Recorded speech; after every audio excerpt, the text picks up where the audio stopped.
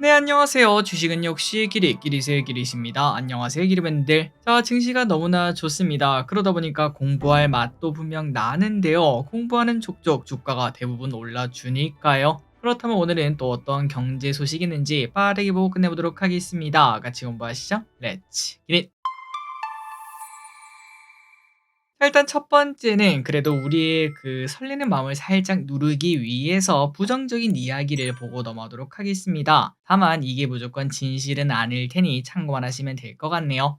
자, 글로벌 투자은행이 파이퍼 샌들러라는 곳에서 증시 급락 가능성에 대해 경고를 했습니다. 그 이유는 바로 트럼프죠. 무역 전쟁 때문이라고 하네요. 지금 현재 시장에서는 현재 무역 전쟁에 대한 리스크를 안일하게 받아들이고 있는데 이는 엄청난 실수라고 평가를 했습니다. 관세가 부과되기까지는 어느 정도 시간이 있어서 다행이라는 안도 랠리가 나타나고 있는데 이러한 상황은 언제든 바뀔 수 있다는 게 매우 중요하다고 하네요. 그래서 트럼프의 공격적인 행보를 보면 관세도 예외일 수 없고 결국은 국제적 긴장감은 높아질 수밖에 없다며 그러면은 주가도 급락할 수 있다고 경고를 했습니다. 자, 그렇다면 이제 이런 것 때문에 그런 거겠죠. 최근 미국 국무부가 웹사이트에서 이제 이렇게 말을 했습니다. 대만과의 관계에서 팩트시트 자료를 업데이트하면서 대만 독립을 반대한다는 문구가 삭제가 되었다고 하네요.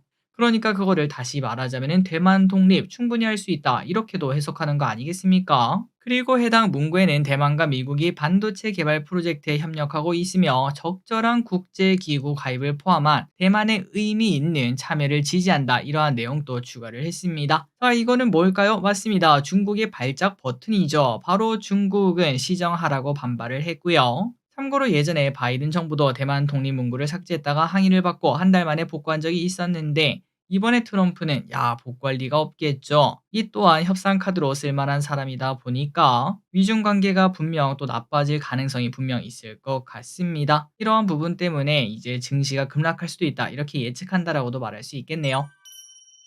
다음입니다. 자, 예로부터 관심도 없던 개인 투자자가 한 곳에 몰려가는 모습이 나타나면 보통 그 주식이 고점의 신호였던 경우가 많았습니다. 그런데 그게 지금 어디서 나타나나? 바로 금에서 그런 모습이 나타나고 있죠. 자, 최근 주위에서는 금값에 대한 이야기가 분명 나타나고 있습니다. 저희 누나도 그다음에 제 친구도 뭐 돌잔치에 갔는데 뭐 금이 어떻고 지금 금 사도 되냐 마냐 이러한 얘기를 하는 걸 제가 직접 들었거든요. 그러다 보니까 이제 좀 걱정이 되는 그러한 순간이 왔다라고 말할 수 있고 그리고 이제는 골드바도 안 판다고 하는데 그런 상황에서 금 통장 잔액이 역대 최대치를 찍고 있다고 합니다. 주요 은행의 골드뱅킹 잔액이 9천억을 넘겼으며 한 달 만에 8%나 증가하는 모습이 나타났다고 하네요. 과연 금값은 올해 상반기가 고점을 집어보도록 하겠습니다. 다음입니다. 테슬라 관련 이야기를 해보도록 하겠습니다. 자, 미국에서는 테슬라의 중고차 매물이 1년 전보다 급증했다고 합니다. 지난 4분기 기준 미국 중고차 거래 사이트에는 테슬라 차량이 평균 1.1만 대의 중고차가 등록이 되어 있다고 하는데 이는 전년 동기보다 28%나 증가한 수치. 자, 그렇다면 테슬라 중고차가 늘어난 이유가 뭔가?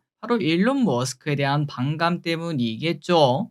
실제로 민주당 지세가 강한 지역에서 테슬라에 소유했던 사람이 야, 믿었던 테슬라가 이렇게 발등을 찍네. 이렇게 말하면서 매각을 하는 경우가 많아졌다고 합니다. 그리고 또 우리가 차를 사다 보면은 현대차 사면은 다음에도 현대차 살 가능성이 높고 그리고 뭐 테슬라를 사면 테슬라를 살 가능성이 높지 않겠습니까? 그런데 테슬라를 소유했던 사람이 다시 신차로 테슬라를 재구매하는 비율이 23년에는 72%나 되었는데 24년에는 65%로 줄어드는 걸 확인할 수 있었다고 하네요. 자, 그렇기 때문에 이러한 오너 리스크 때문에 테슬라 중고차가 많아지고 있다고 하며 한편 또 21년에 구매했다가 3년이 지나면서 교체 수요가 증가하면서 이런 현상도 나타났다고 합니다. 다음입니다. 그럼에도 미국 정부는 테슬라 편이라고 말할 수 있겠죠. 자, 테슬라는 참 까도 많고 빠도 많은 주식입니다. 그런데 이 또한 머스크의 힘이라고도 말을 해볼 수 있을 것 같은데 어쨌든 트럼프에 베팅한 머스크는 잃는 게 있다면 얻는 것도 분명 있을 것 같습니다. 이번 정부에서 힘을 많이 받을 거라고 예상이 나오죠. 아마도 얼마 지나지 않아서 교통당국에 영향력을 끼칠 것이다 라는 소식이 나왔습니다.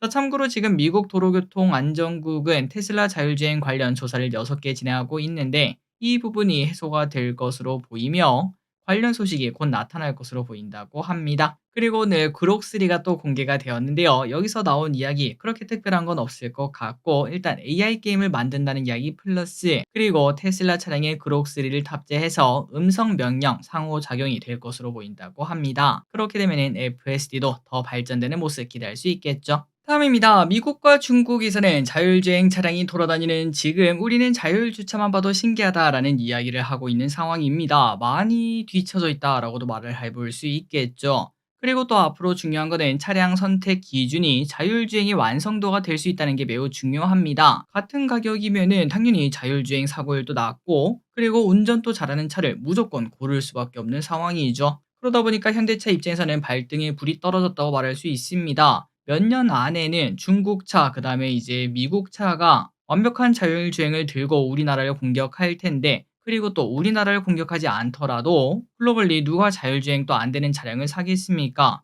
그래서 현대차에서는 인공지능, 로봇, 자율주행, 항공 모빌리티 등을 아우르는 미래의 전략 본부를 신설해서 M&A와 신사업 진출에 신경을 쓸 것으로 보인다고 합니다. 자, 그래서 자율주행 관련주 계속 볼 필요가 있겠죠. 왼쪽에 보이는 스마트 레이더 시스템 오늘 신고가 쓰면서 올라가는 모습이 나타나고 있고요. 그리고 또 다른 친구들을 보면은 와이팜이나 SOS랩 차트가 정말 좋은 걸 확인할 수 있습니다. 우상향을 하고 있는 모습이네요.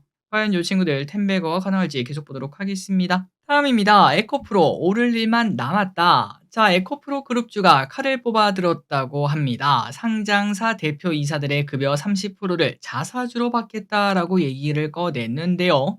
그만큼 앞으로 주가 상승이 당연하다. 여기에 베팅한다라고 말할 수 있겠죠. 자, 지금 에코프로 등은 전기차 캐즘으로 인해서 안 좋은 상황입니다. 하지만 올해는 적자 탈출을 목표로 한다고 하며 대표이사들이 이러한 선택을 했다는 것은 분명 시간이 지났을 때 1년까지는 아니더라도 2년, 3년이 지나면 지금보다는 주가가 더 올라 있다라고도 볼 수 있을 것 같은데 2차전지 그리고 또 그 중심의 전고체 계속 관심을 두도록 하겠습니다. 자, 그렇다면 지금이라도 2차전지 풀매수해야 됩니까? 당연히 아직은 아니다. 이러한 의견도 많습니다. 하나투자증권에서는 바닥에 대한 기대감으로 최근 2차전지가 오르긴 했지만 아직까지는 진짜 지금이 바닥인지 모른다. 이렇게 말을 했다고 하네요. 참고로 4분기 기준 LG엔솔의 수주 잔고는 지속적으로 늘어나도 부족한데 400조 원으로 한 분기 만에 50조 원이 줄어들었다고 합니다. 그만큼 성장보다는 지금은 바닥을 기고 있다라고 말할 수 있겠네요. 그렇기 때문에 조금 더 확인하는 시간이 필요하고 왼쪽에 보다시피 이제 2차전지 ETF인데 이렇게 올랐다가 완전 떨어졌죠. 다시 재차 올라가는 순간이 올해 안에 올 수 있을지 보도록 하겠습니다. 다음입니다. 지난번에 대학로와 원룸의 월세 가격이 엄청나게 올라가고 있다는 이야기를 봤습니다. 너무나 올라가다 보니까 등록금보다 월세가 더 높아지는 그런 상황도 나타난다고 하죠. 어쨌든 이렇게 올라간 이유가 전세 기피 현상이 월세 가격을 올리는 모습이 나타난다고 하는데 요즘 서울 오피스텔 가격도 난리가 났다고 합니다. 서울 오피스텔 평균 월세가가 최고치를 경신했다고 하며 평균 90.8만 원으로 서울 오피스텔 수익률이 4.9%까지 올라왔다고 하네요. 자, 그러다 보니까 자연히 오피스텔 매매에 대한 관심도 많아지고 있는 상황이라고 하는데 다만 전문가의 말에 따르면 오피스텔은 공급 물량이 단기간에 늘어날 수 있는 그러한 특징이 있어서 가격 변동이 갑자기 커질 수 있다는 것도 참고하라고 합니다. 다음입니다. 메타가 인수한다는 이야기가 나온 국내 스타트업 퓨리오사 AI 국회에서 관련 발언이 나왔다고 하는데요. 모든 가능성을 열어두고 최선의 선택을 한다 이렇게 말을 했다고 합니다. 그리고 아쉬운 부분은 국내에서 투자를 받고 싶었는데 이 부분이 진행되지 않아서 아쉽다 이러한 이야기도 꺼냈고 그래서 이러한 내용이 나온 걸 봤을 때 일단 메타가 인수할 가능성이 분명 있어 보이는데요. 관련주 계속 보도록 하겠습니다. 다만 아쉬운 거는 이제 윗꼬리 음봉이 2번 연속 나왔다는 게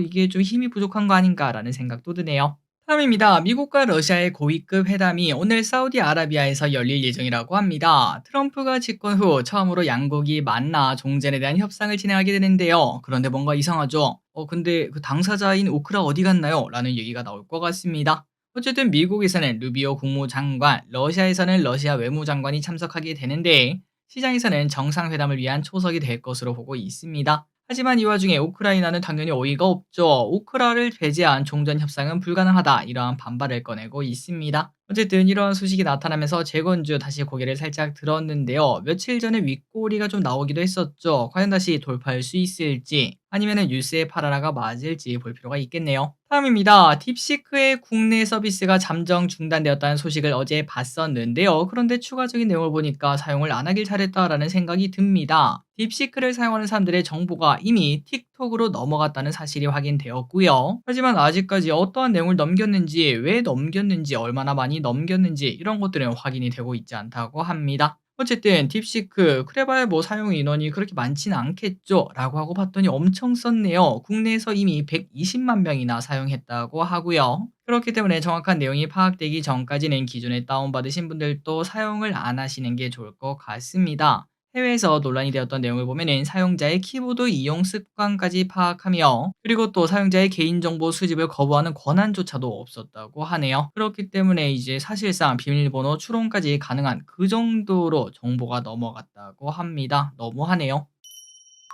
다음입니다. 최근에 번화가를 나가보면 공실인 상가들이 진짜 많아졌습니다. 실제로 소상공인, 자영업자들 중 금융기관에 빚을 진 가게 10곳 중 한 곳 이상은 이미 문을 닫았다고 합니다. 자, 한국 신용 데이터에 따르면 이들은 평균 6천만 원이 넘는 대출 부담을 지고 있고 평균 568만 원의 원리금이 밀린 상황이라고 합니다. 특히 작년 4분기에는 사람들이 정치적 불안 그런 것들이 나타나면서 커피와 술 등 소비가 줄어들었다고 하죠. 카페 매출은 3분기보다 10%나 급감했다고 하며 술집도 1.7%나 줄어들었다고 합니다. 자영업자 많이 어렵다는 소식. 다음입니다. 자, 반도체 시장이 돌아올 수 있다라는 얘기가 들려오고 있습니다. 반도체 낸드 플래시 시장이 공급 과잉으로 인해 하락세를 지속하고 있는 와중에 올해 하반기부터는 정상화가 될 수 있다고 하는데요. 트렌드 포스는 수요와 공급적 측면을 볼 때 하반기부터 정상화된다라고 평가를 했고요. 공급적인 측면에서는 작년 4분기부터 중국의 스마트폰 수요가 늘어나면서 낸드 재고가 빠르게 소진된 점, 제조기업들이 가동률을 낮추는 방식으로 감산을 시행하고 있다는 점, 그리고 수요적인 측면에서는 딥시크로 인해서 AI 관련 중소기업들의 SSD 수요가 늘어나게 된 점, 엔비디아의 블랙 시리즈가 나오면서 기업용 SSD 수요가 늘어나는 점 등으로 인해서 수요와 공급이 전부 다 개선될 것으로 전망된다고 합니다. 삼성전자 다시 팔만전자 볼 수 있을까요? 마지막입니다. 그렇게 가라고 할 때는 안 가더니 이제는 너무 많이 가서 주주분들이 두려울 정도로 쭉쭉 올라가고 있다고 합니다. 이 와중에 NH투자증권은 두산에너빌리티 목표 주가 3.3만 원으로 상향 조정도 했습니다. 자, 상향 조정할 이유가 뭔가 북미 중심으로 늘어나는 가스터빈 시장에서 수혜를 받을 수 있다고 하는데요. 지속적으로 전력이 부족하기 때문에 그에 준하는 발전 설비 기대감이 있다고 합니다. 자, 그러고 보니까 요즘 계엄 이후에 많이 빠졌던 방산, 원전, 그때 당시에는 야, 이런 나라에서 어떻게 방산이랑 원전이 올라갈 수 있겠냐 이러한 평가가 많았는데요. 그런데 지금은 과거보다 더 높은 자리까지 쭉쭉 올라가는 모습이 나타나고 있습니다. 자, 오늘의 공부 여기까지 끝났습니다. 항상 이렇게 같이 공부해서 진심으로 감사합니다. 지금까지 길이셨습니다. 빠이요.